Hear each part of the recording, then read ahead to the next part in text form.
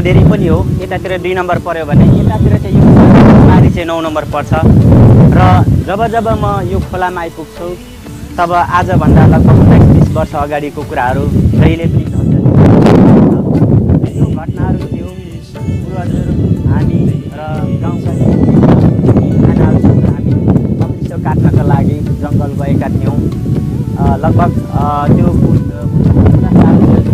र यो खोलाको सिरानमा जहाँनिर मटेरी भनेर बोल्छौँ त्यो ठाउँमा हामी पुगेका थियौँ। र यो बाछाला पनि यतै पर्छ। त्यो ठाउँमा हामीले अमृतसर काट्न जाँदाखेरि वास्तवमा अभाव भएको कारणले गर्दा, दुःखकै कारणले गर्दाखेरि अमृतसर काट्न जाँदा त्यो जङ्गलमा सिमसिम पानी परिरहेको थियो। त्यहाँनिर इन्द्रेणीहरू लागिरहेको थियो र त्यहाँनिर एउटा यस्तो ठुलो रुखको बोट थियो। त्यो रुखको 7वटा हाँगा थियो र अझै पनि यो मेरो आँखामा झलझली आँखामा आइरहेको छ।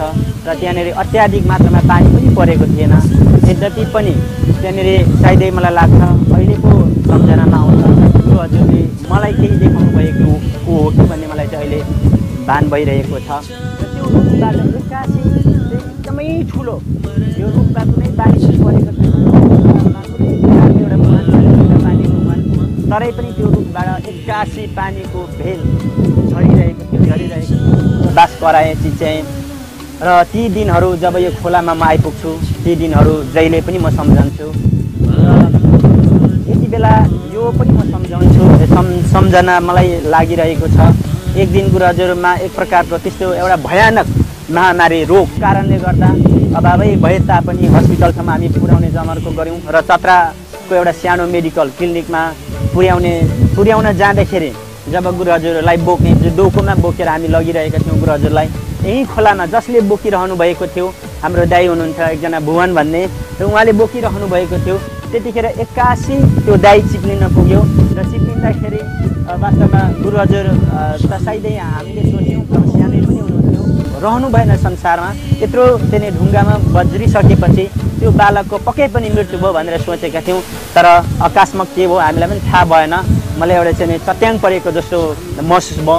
तर गुरुहजुर फुत्त उठेर आफै यो खोलाभन्दा पारी पुगेको पनि म जहिले सम्झन्छु यो खोलामा आउँदाखेरि। त्यसर्थ यो जब महिनामहिनी धरान अर्थात् चत्रा जहाँ जतासुकै हिँड्दाखेरि पनि यो खोलाले जहिले पनि त्यो दिनको घटनाहरू मेरो मनमा झस्काइरहेको छ।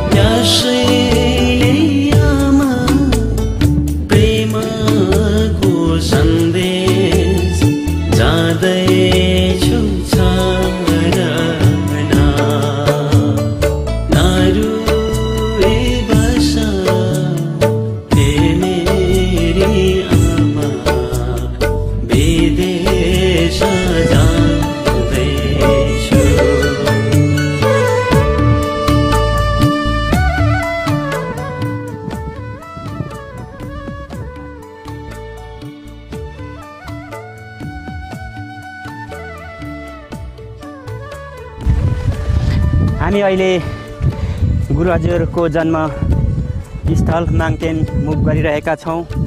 हामी यति बेला धेरै राष्ट्रका धेरै यात्रीहरूको साथमा हिँडिरहेका छौँ र यो बाटो वास्तवमा यस्तो थिएन र यो बाटो भर्खरै मात्रै हामीले सबै प्रेमवादी युवाहरू मिलेर अनि आमा बाबाहरू मिलेर बनाएका हौँ। हामी यति बेला सुप्रिम मास्टर गड एन्जल गुरुहजुरको साथमा कोसोपाको उकालोमा हिँडिरहेका छौँ। यो यात्रामा भारत, भुटान, नेपाल लगायतका विभिन्न ठाउँका यात्रीहरू हामी यात्रा